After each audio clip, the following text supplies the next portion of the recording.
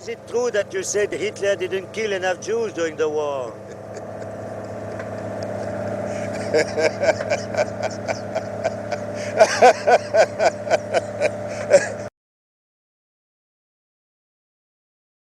Who was Idi Amin? To understand what I'm about to tell you, we need to go back, way back, before Saba Saba, before Asian expulsion, before the 1971 coup and before independence. It all starts here.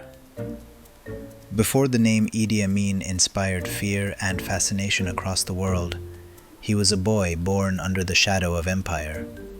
This is the story of a man who rose from nothing, seized a nation, and left a legacy soaked in both pride and terror. Idi Amin Dada was born around 1925 in Koboko, a remote town in Uganda's northwestern region. His exact birth date remains uncertain. He was of the Kakwa ethnic group. Raised by his mother, a traditional herbalist, Amin's early life was shaped by poverty, abandonment, and British colonial dominance. With minimal education and little connection to the political elite, Amin's path to power would be forged, not in classrooms, but on battlefields.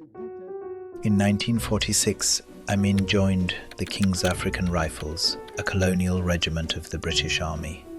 He quickly gained notoriety for his imposing physique and strength. As a light heavyweight boxing champion, he dominated the ring for nearly a decade. He served in Burma, Somalia, and during the brutal suppression of the Mau Mau uprising in Kenya, a conflict marked by torture, repression, and colonial brutality. Amin's ruthlessness earned both respect and fear, laying the foundation for his rapid military ascent. By the King's African Rifles. The ideal method of training troops for modern war is to make the practice so tough that the real thing seems easy.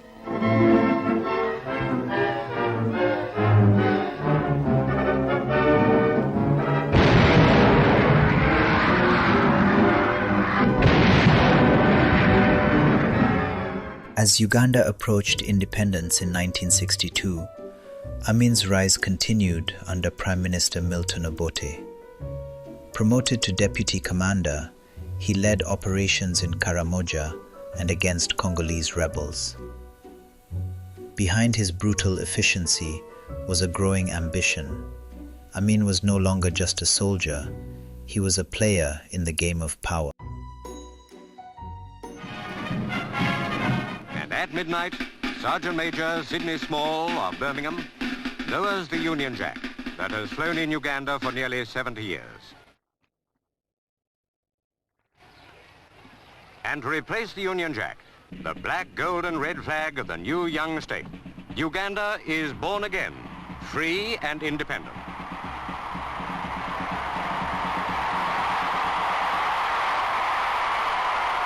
The three African presidents so vehemently opposed to Britain's proposed arms deal with South Africa: Julius Nyerere of Tanzania, Milton Obote of Uganda.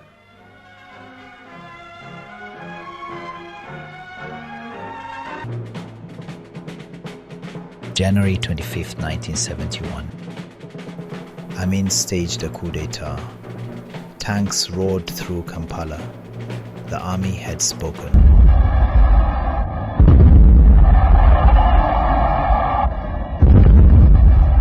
Amin declared himself president.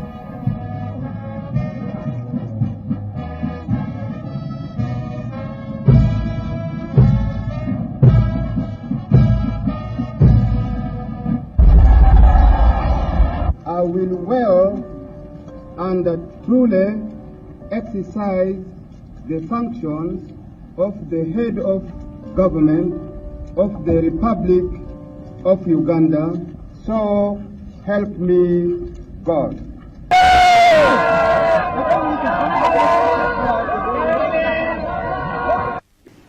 Well, would you like to see Dr. Obote back as president? Are you going to take any specific aims to get him back as president? Dr. Obote is the president of Uganda, who happens for the time being to be in Tanzania. Dr. Obote will come back to Uganda as a citizen of Uganda, but not as a president of the Republic of Uganda. The members of the Uganda Army and Air Force decided to take over from the civilian rule because of the last arrangement which were made by the Dr. Apollo Milton Obote to disarm the whole tribe of Uganda except his own tribe, Langi and Acholi. And also, that is the point which brought all this problem.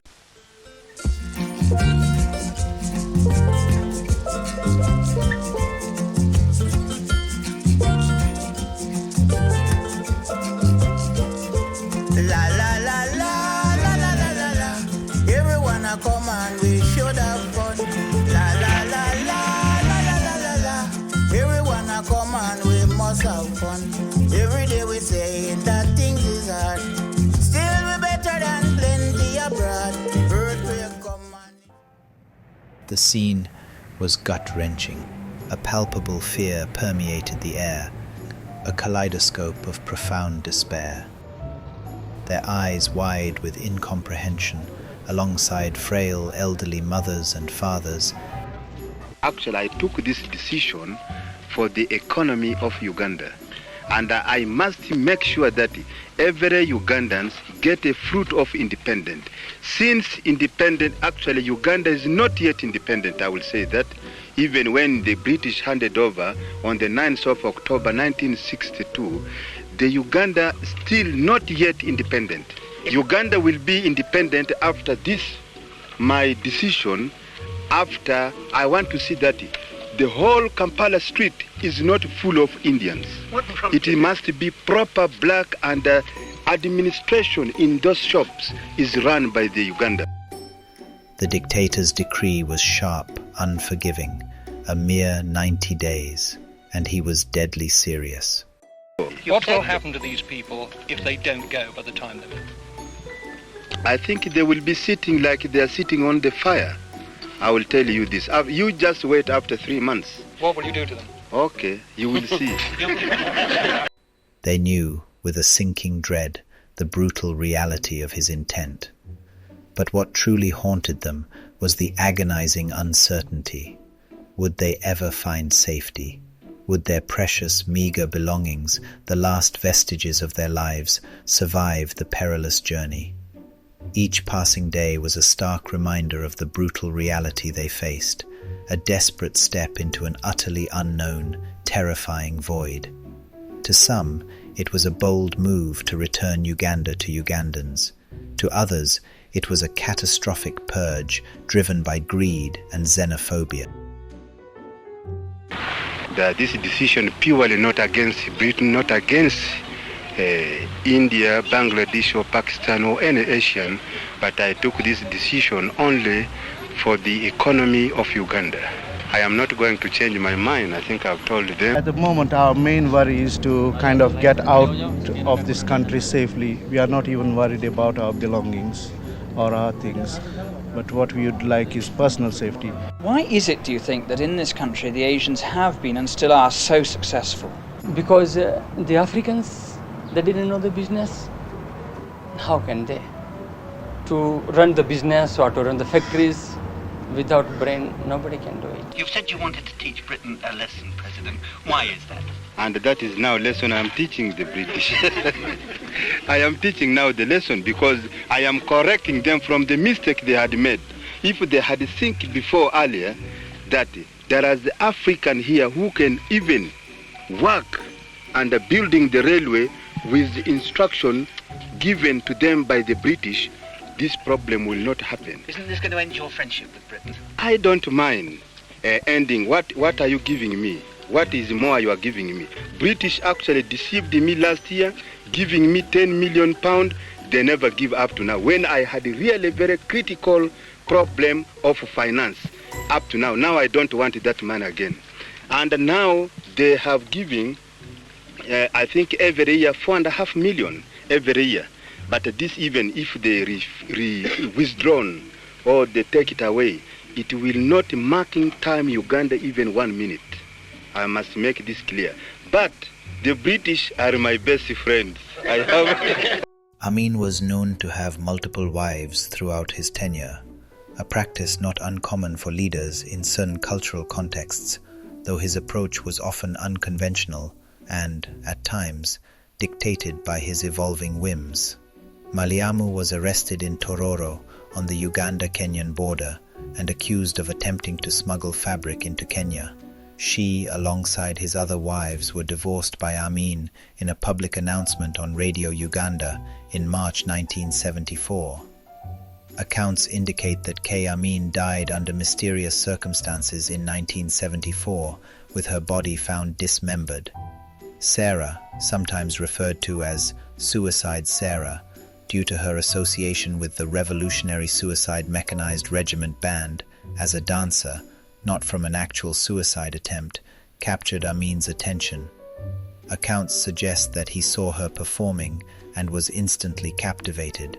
For him, it appears to have been love at first sight, or at least a powerful desire to make her his.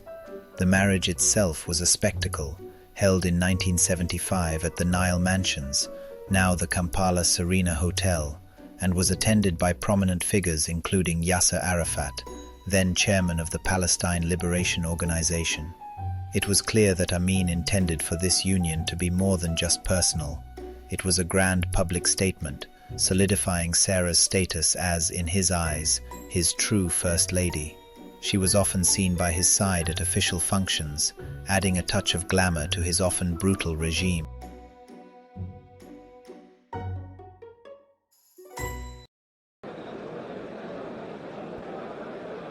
In 1975, Amin was elected chairman of the Organization of African Unity.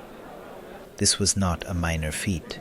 The OAU, the embodiment of African aspirations for unity and liberation, was placing its mantle, however briefly, upon his shoulders.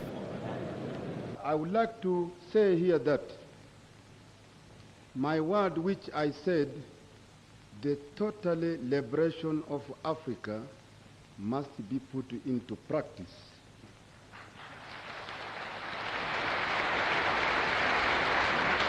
We are seriously committed. For a continent still wrestling with Rhodesia's white minority rule and South Africa's apartheid regime, Amin's bombastic anti-colonial rhetoric and his willingness to confront Western powers, even if unorthodox, seemed to many as a bold stance. He positioned himself as a champion of liberation movements across the continent, offering support and a powerful voice against the last bastions of colonial oppression. I wanted people to know that I am not against whites, but a white must accept that in these countries the majority are black, and therefore it must be majority rule. For some, he was not merely a leader, but a potent symbol, crude, yes, but undeniably effective in challenging the established global order and demanding respect for African sovereignty.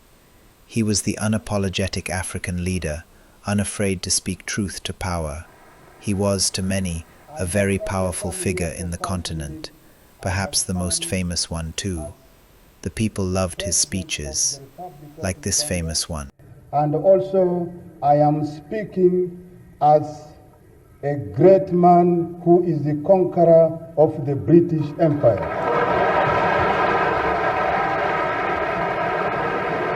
I wanted to confirm to you, I have liberated my country economically, and I am economically strong, and that is why I said I uprooted the British imperialism from Uganda, and Uganda is now pure Africa. We, Africa, we have been weak because we allow ourselves, our brothers, to go and invite some country. But if the whole country in the continent of Africa can show an excellent example, like our beloved leader, His Majesty the King Hassan of Morocco, assisting President Mobutu when he's invaded. This is some point which Africa can prevent to bring in the other troops from outside. But some other country have been forced to get European forces into Africa because they tried to ask some African country they don't want. Some African country were the one who are confusing ourselves because we train guerrillas against our country. We force government to be in that. We wanted that particular liberation leader to be the president of that particular country, and that have complicated everything in Africa.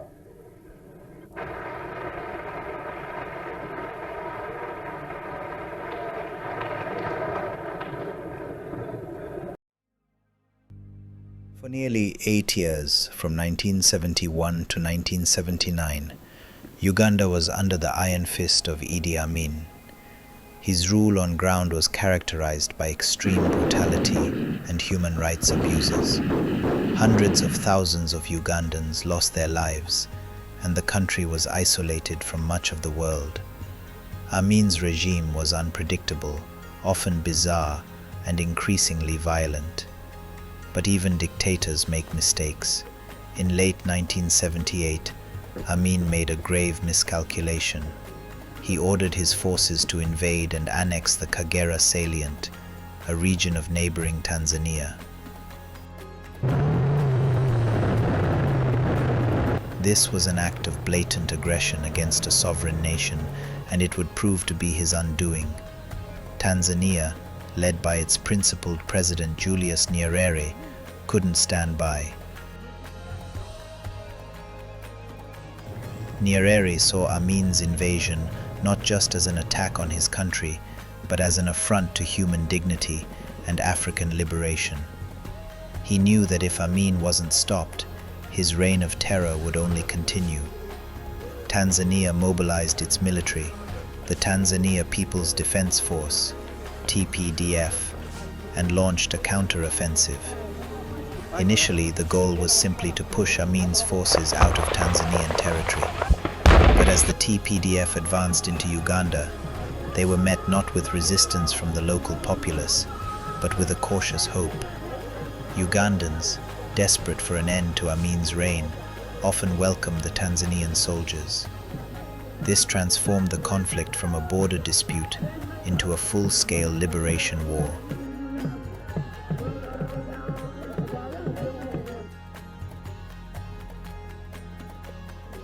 The TPDF, supported by various Ugandan exile groups, began a steady advance towards Kampala.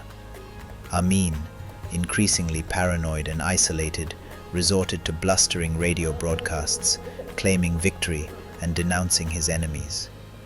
But his bravado couldn't hide the truth on the ground. His own army, riddled with desertions and lacking morale, was crumbling. Foreign allies like Libya offered some support, but it wasn't enough to stem the tide. Finally, on April 11, 1979, the TPDF, along with Ugandan liberation fighters, entered Kampala, the capital city. The resistance was minimal. Amin had already fled. The scenes that followed were incredible. Jubilant Ugandans poured into the streets, celebrating their newfound freedom after years of fear and oppression. The tyrant had fallen.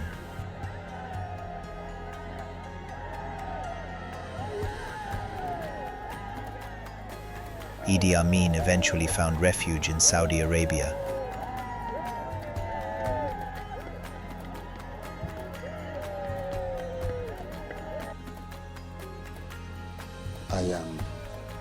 Where he lived out his days in exile, dying in 2003.